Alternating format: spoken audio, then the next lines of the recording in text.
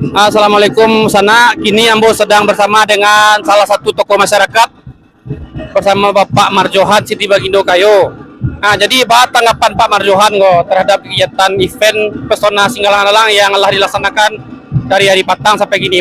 Tanggapan dan harapan Pak Marjohan. Ya, terima kasih.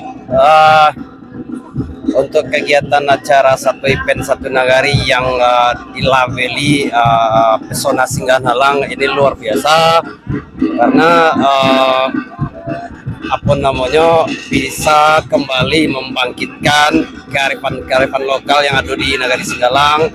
Seperti kita yang kepadang itu ada arak-arakan lomba Singgalang, kemudian penampilan kesenian anak nagari, dan ini menurut Ambo kok luar biasa dan harus dipertahankan dan ditingkatkan.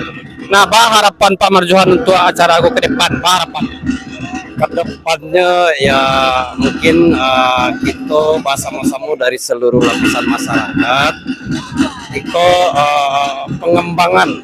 Jadi ini kok perlu pengembangan dan pelestarian budaya dan juga kearifan lokal itu sangat perlu dipertahankan dan sampai ditergerus dengan modernisasi.